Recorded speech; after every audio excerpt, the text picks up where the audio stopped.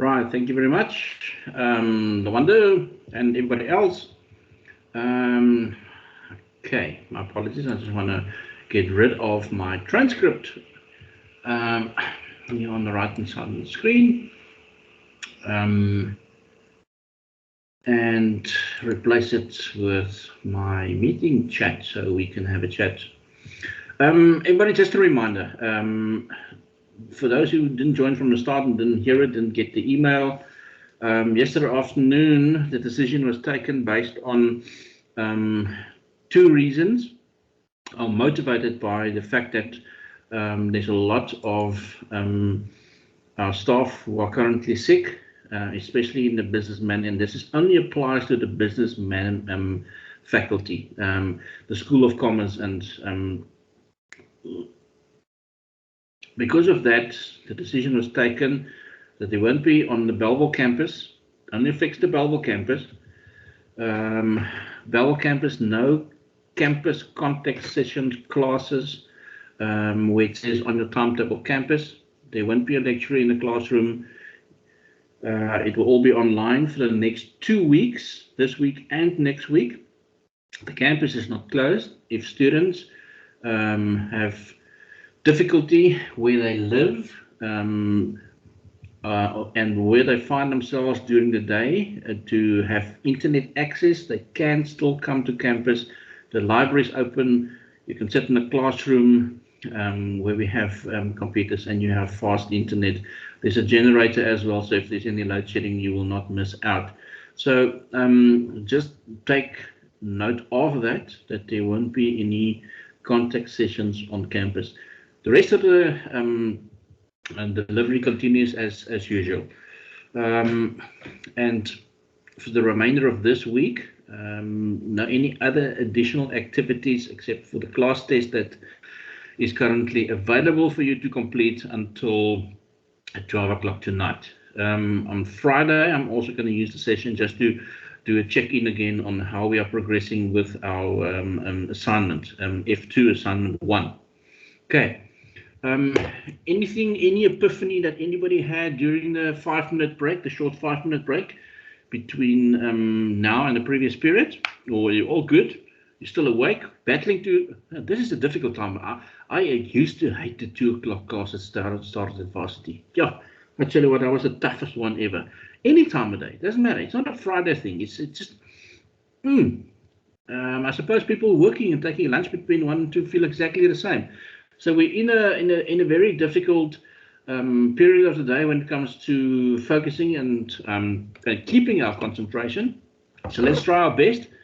Any tips for anybody if they do that? So they just go out and have a good surf. Water's quite chilly. How was the water this morning? I can imagine it wasn't too, but I mean, you don't want warm water because then they're sharks. And sharks don't. Oh, I thought so, yes. Okay, so just for the record, if you are going to go surfing, it's very cold and it should be cold to keep those other mammals away, the ones with the big teeth. And then also measure yourself before and after surfing, because definitely in icy cold water like Cape Town is having at the moment, you'll shrink a few centimeters. Anyway, let's go and have a look at, and people, when you see sales knowledge process, again, I know every time you see process, you cringe because, another process, another 5, 10, 12 steps. This process is not in any specific numerical order. Okay, this is a process just to say that the following 7 stages should happen in the sales process, the sales knowledge process. They don't have to happen necessarily in a particular order, although you will realize that evaluating your sales knowledge is going to be of no use as step number 1. So evaluation will always be the last one. But you have to have knowledge, and we'll look at each of these individually in the next range of series of slides. You have to have knowledge, you need to know what is necessary, what type of information, what kind of information, how much information do I have to have for this particular sales call. Also, what do you have available? Then there's a knowledge gap. That's between what is needed and what do you have. And if you don't have enough, it's not going to be a successful sales call. And then you need to go find it. And that's where the next stage, developing sales information. So where are we going to find this? People are then sharing it, sharing the information. Don't keep it to yourself. Use it. That's knowledge utilization. Use the knowledge you have. And then, obviously, to ensure that you complete this or continue to do this effectively, evaluate the knowledge that you have, the sales knowledge that you have. Evaluate every situation. There's a good and bad. If it was so great, fantastic, could you have done better? You sold one item, could you have sold two? If it wasn't a sale, if the customer didn't make were not interested in your product, what have you learned from it? What information have you obtained that's valuable so maybe the next customer can benefit from it, or customers similar to that one can benefit from it, or maybe mistakes that you have made. Let's look at each of these steps individually, and let's start with the first one, to determine what knowledge is necessary. Now, here less is more, people. When you deliver to the customer, the information that you provide the customer must be the most important, essential, but not an information overload. You will share important information in your introduction, like, hi, good afternoon, I trust you are well, I'm so-and-so from this and this company, and immediately, this is the purpose of my call. Simple as that. I had a call this morning. Somebody said to me, excuse me, I'm so-and-so from this and this and this. I want to talk to you about that and that.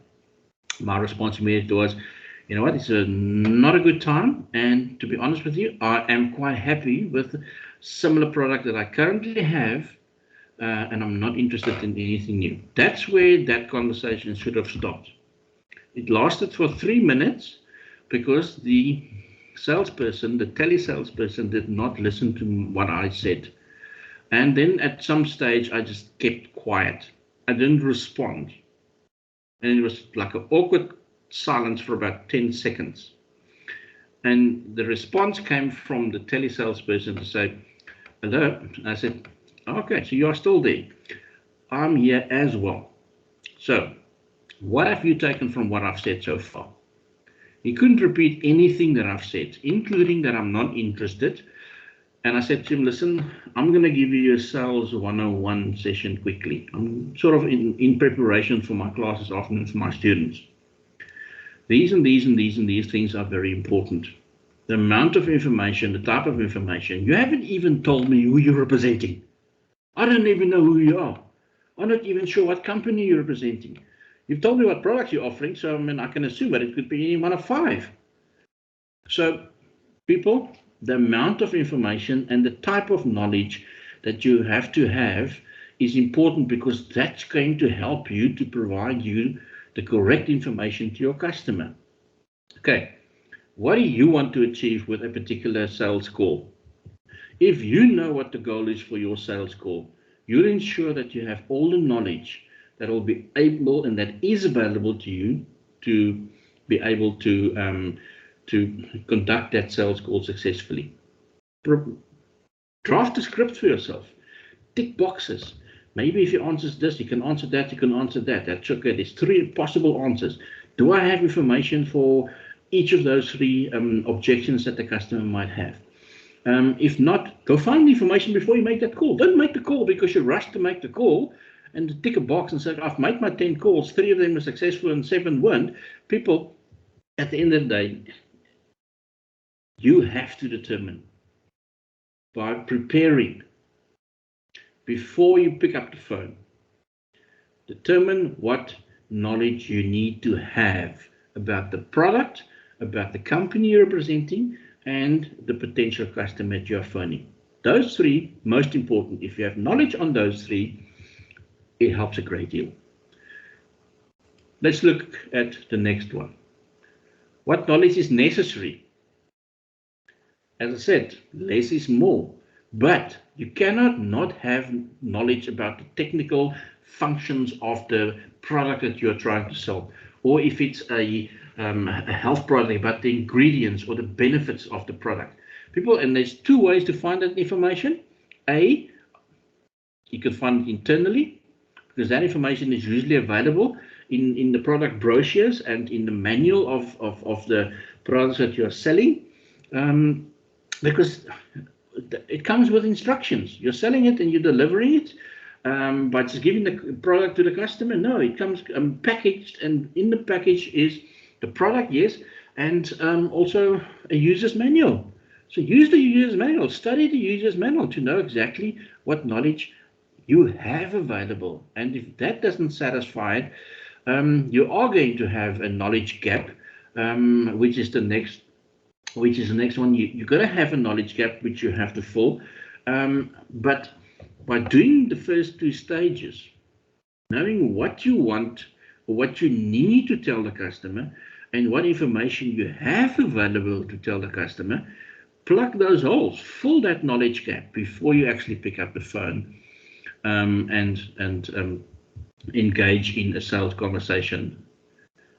The better you are prepared, the more knowledge you have before you start, the bigger your chances of success. Yes, we'll continue through the rest of this module to address those aspects that, in addition to your knowledge, is important. Because, again, you can have all the knowledge. Does the name Herschel Gibbs ring a bell?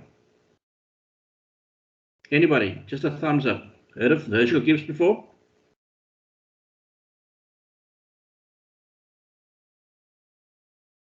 Thank you very much. Very gifted, amazingly talented cricketer.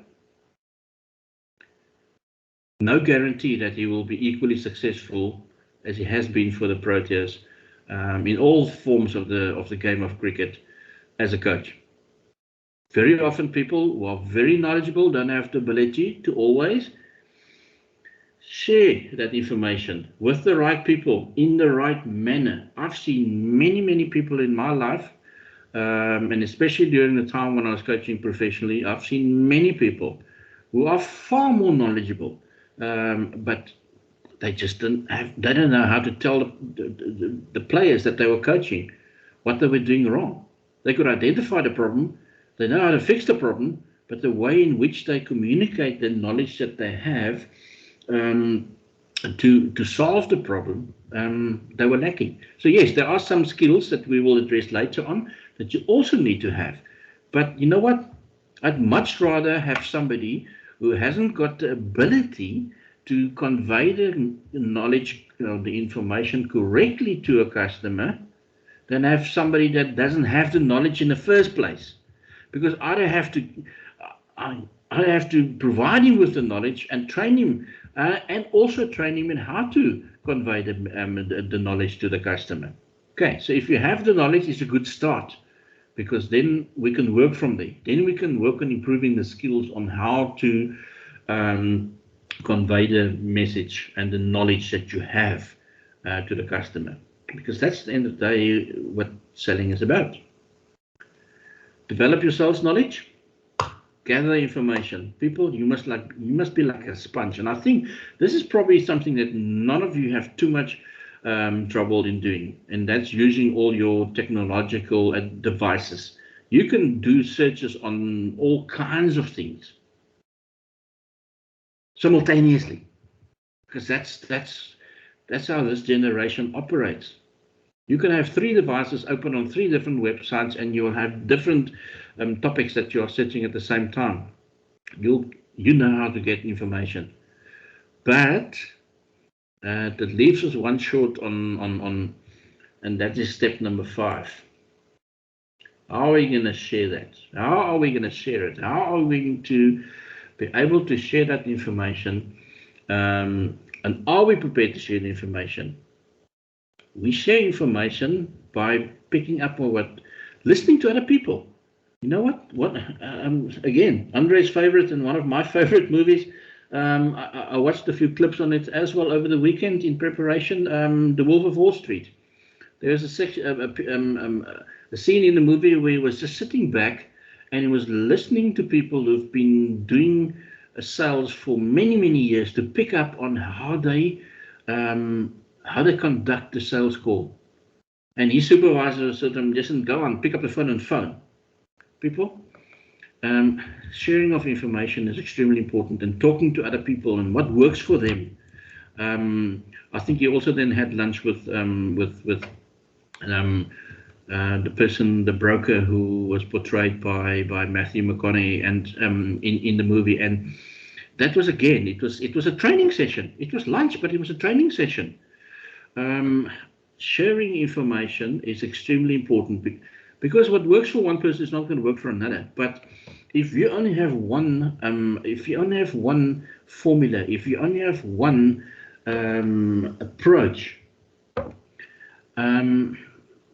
you're going to battle, because the first objection that a customer is going to offer you, that stumps you, that you do not have an answer for, that you don't have information about, something that you're not 100% knowledgeable about, you are going to lose that customer. You are going to also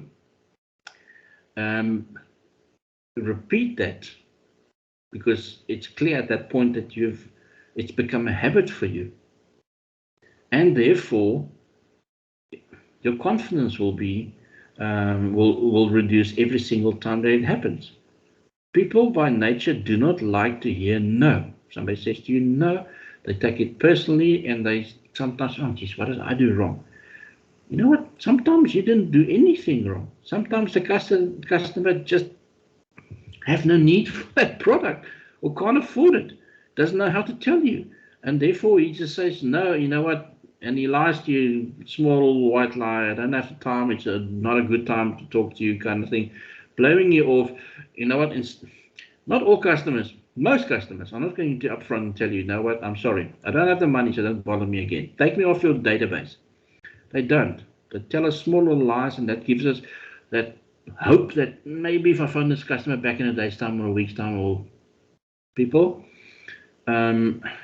it is important that you listen to how other people conduct themselves, especially people who've been successful, not just in the same industry as you, but other people in similar positions as you at different companies, selling different products.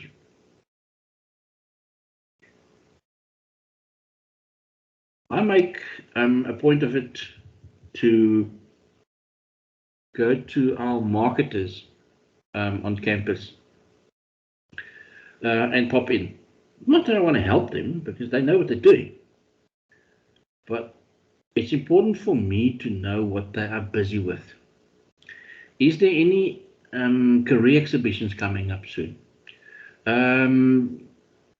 Where are they in the sales cycle at the moment? I'm not checking up on them. I'm not the sales manager. But it's important for me to know what they are doing.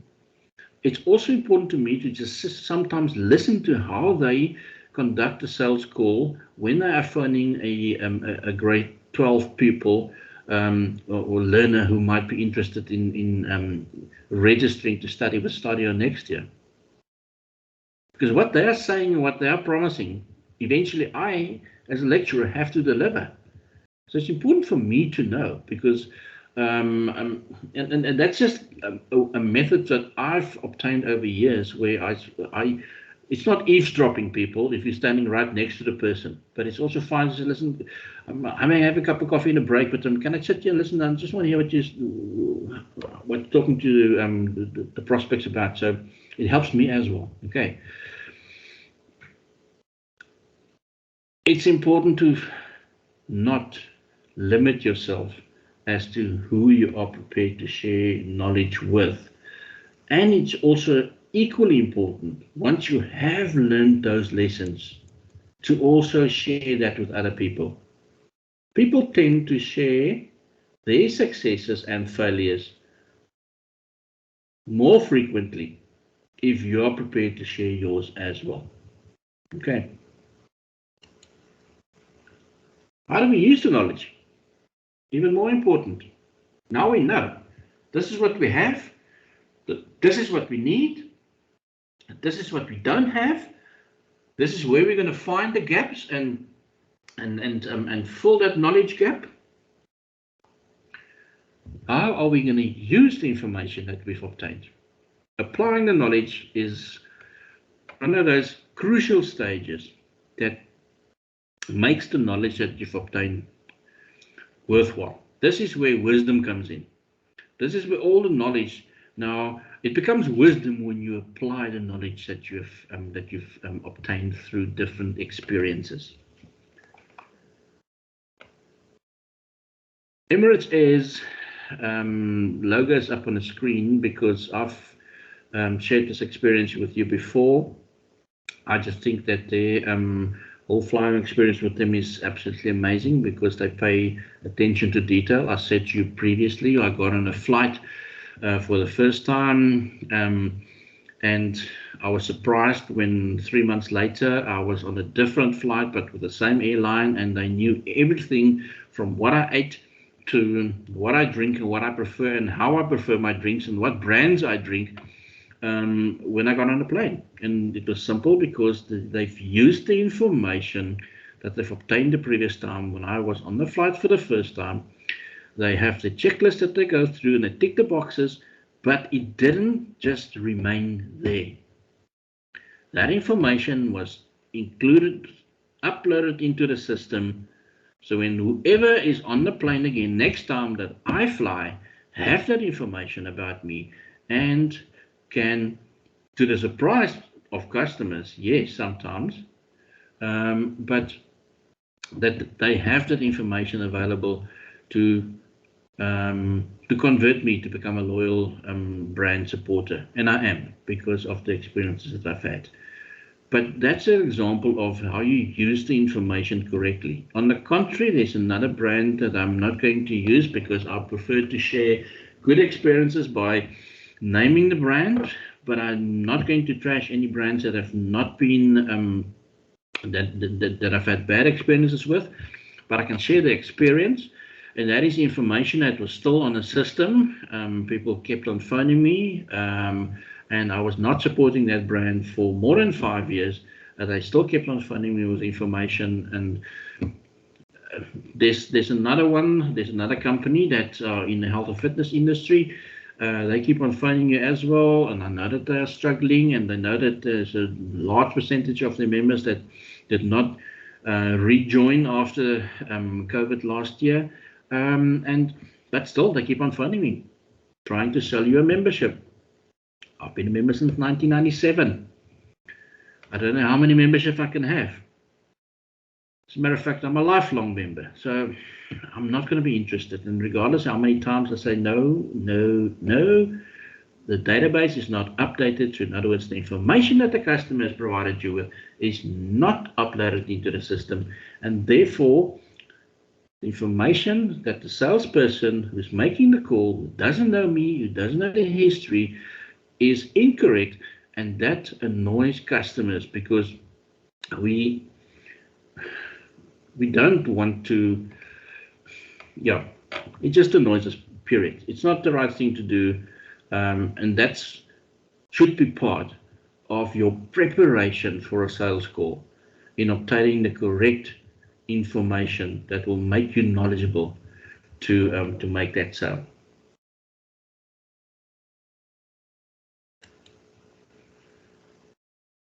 How do we evaluate what we've done? Well, it sort of ties in with what I've said in previously, and that is that in the previous stage, there's information that is not updated into the system correctly, and therefore the knowledge that's obtained by the salesperson is not the correct knowledge and information. And we can avoid this from happening if we evaluate every situation, every occurrence, every sales call that we've made. Take more time, rather take more time and be and pay attention to the detail. Because sometimes a lot of information is obtained, and a lot of information is saved, but it's not always useful.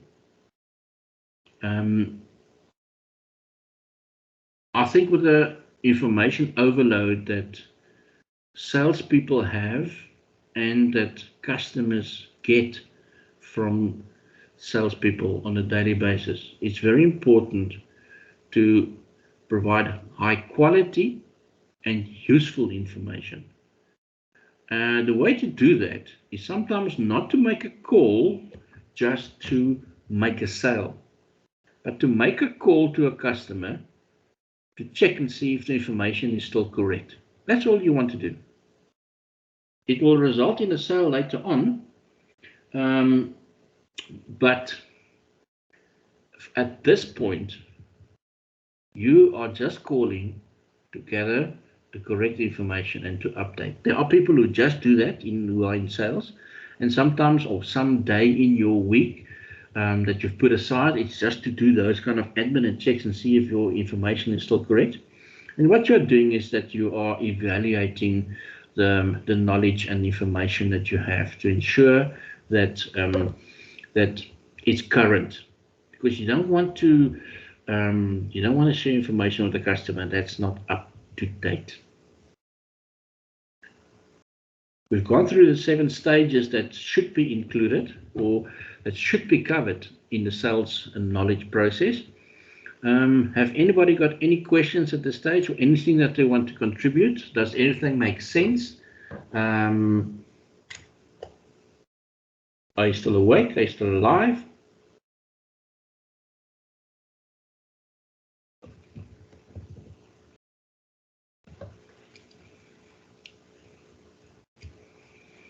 Good, thanks, Brody. A whole lot of you. Is the thumbs up? You're alive? Yes, good, good. I'm going to have a session, not necessarily this week, it could be at any time. But I'd like to occasionally also have a switch our videos on when I specifically ask a question. So I'm going to ask a question specifically to a student. I'll switch both switch our videos on so we can actually make face contact with each other as well, because we are in personal selling, but we're doing most of it online at the moment, and it's just nice to do that. And you know what? That's just something I thought would be appropriate for the module that we're busy with. But I won't put you on the spot. Don't worry about that. Okay. Where can we find the information? 2 ways: formal information and informal information. Our formal information, we know, is that your company databases, the records in the company, products, the knowledge that you have on products. You can research tests that have been done on specific products to see what the results were, because there are reports published on how successful certain tests were or not. There's a lot of information that can be obtained, but very often the most useful information that is not product related and not necessarily about the technical specs of a product is the informal sources that we get information from. And number 1, front center, first position, is our customer. That's the person that we are selling to or want to sell to. That's where we need to get the information. What does that person want? Read a lot, people. I'm still a traditionalist when it comes to that. So yes, I do a lot of online reading. I do a lot of ebooks. But when it comes to newspapers, I'm still old school. I still want that piece of paper in my hand. Maybe it's because that's something I need to keep myself busy with when I'm having my morning coffee. But I do, and I know that people have the opinion, oh, newspapers, why is it important? And I mean, I've seen it last night already on the news, and before I saw it on the news, it was already on the internet. So this is just, people, you know what? your reading ability is your reading experience to start with is different when it's in the print media. And your reading ability is also because you are going to be reading ebooks and you're going to be reading textbooks and you're going to be reading the slides that you have on screen. So to have something in front of you that is just sharing general information and to give you a bigger picture of what's happening in the world, it's important to stay up to date. So I know whatever your resources is that you gather information from informally, keep on using them. Very, very valuable. Talking to friends, listening to what people talk about. It helps you to form, it makes you more knowledgeable, and it exposes you to different opinions and different ways of reasoning on a specific topic. It's generally good for you because you want to be able to, in a sales conversation with a customer, you want to reason with the customer. You don't want to get into an argument with a customer where there needs to be a winner. And part of that is also to sometimes, even informally, when you're having a braai and there's a topic that you are not 100% jacked up on, but you have an opinion, is to share that, but not, again, to take it too personally if other people have different opinions, because different opinions, it's what makes us learn, because now we're exposed to people thinking differently and reasoning differently, and maybe that provides you with that light bulb moment where, oh geez, I never thought of that.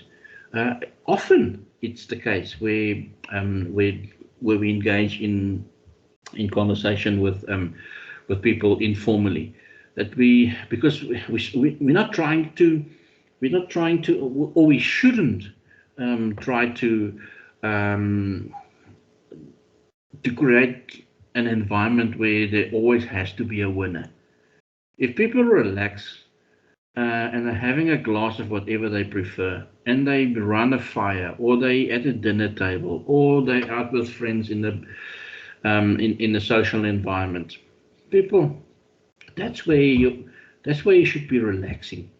And that's probably where people sometimes also share a lot of information, or more information that they would normally do if they find themselves in a more formal situation where they think, maybe if I share too much, I'm going to, it's going to affect the situation in a positive manner or a negative manner. I don't want to give too much. And there's always, if there's, you're not trusting everybody, and therefore you don't want to, you don't open up, you don't share all the information and knowledge that you have, which shouldn't be the case when we engaging informally. Okay, and that's often where we find a lot of information that is very helpful. Please don't use that necessarily always as a credible source if you are going to if you're going to pass and share it on to others, because if you heard something for the first time in an informal conversation at a social gathering, it's important to rather go check if that is actually so, or if this individual didn't just hear it from a friend and now you're getting third, fourth hand kind of variations on that story. So check your facts. A lot of those informal sources have the facts straight, and therefore it can be valuable. So use that as well.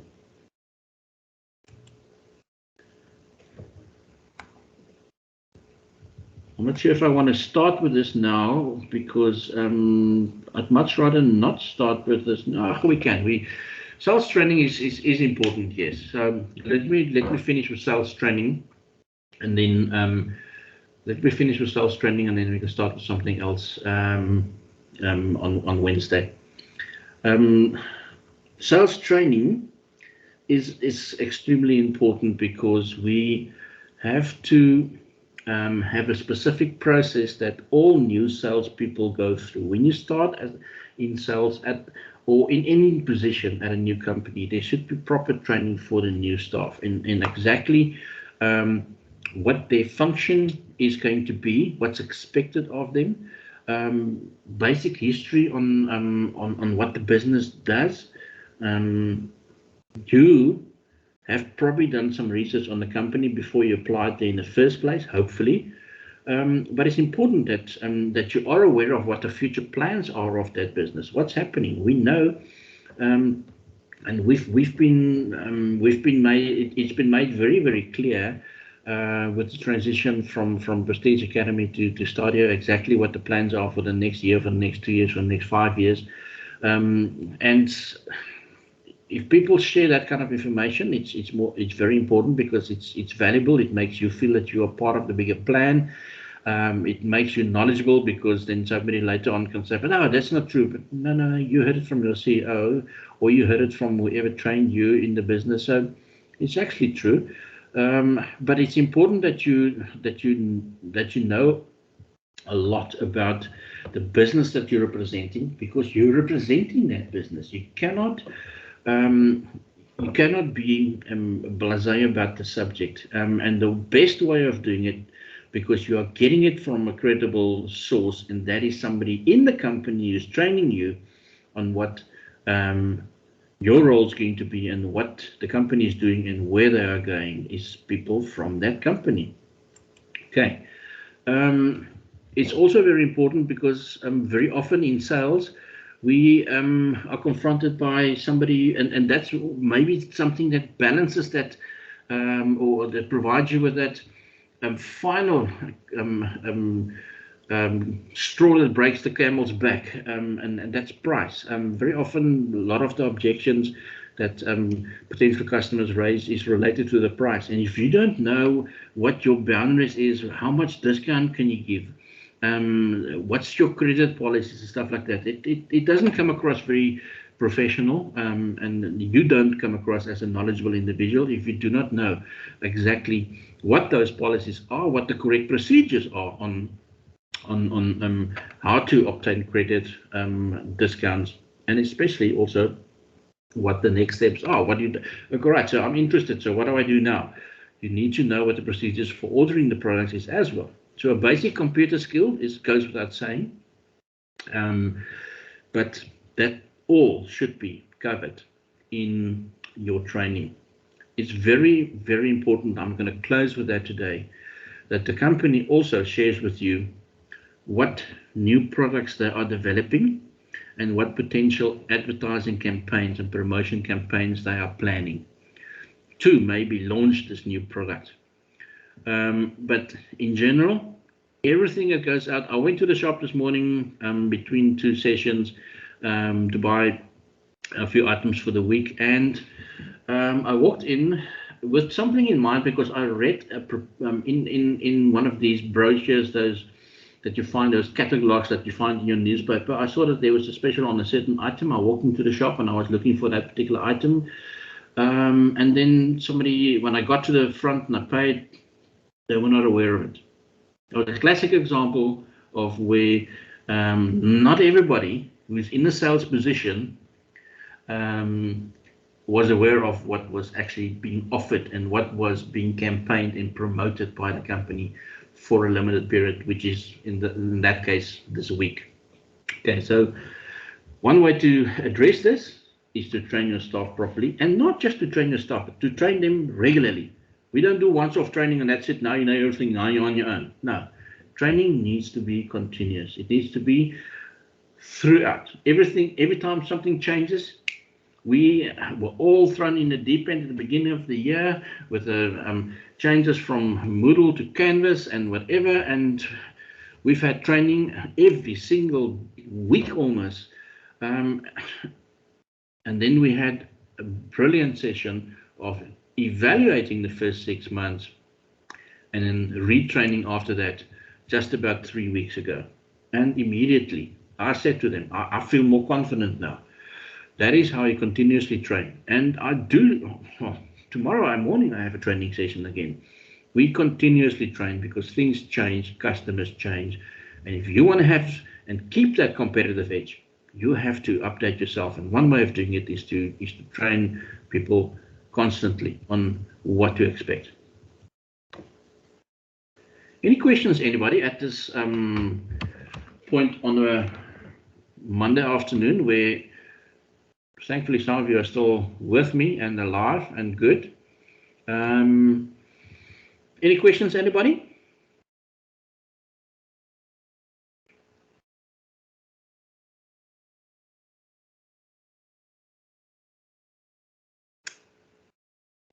Okay, if everybody's good, thanks for today.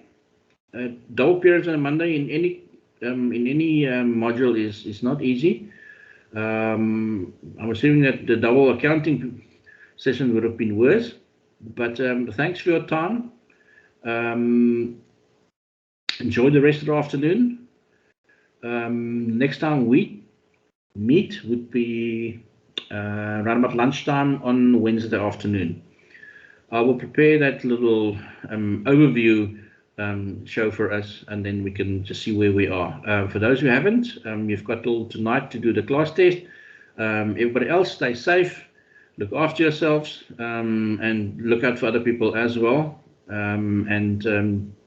If all goes well, we chat tomorrow. I'll chat on Wednesday. Thank you.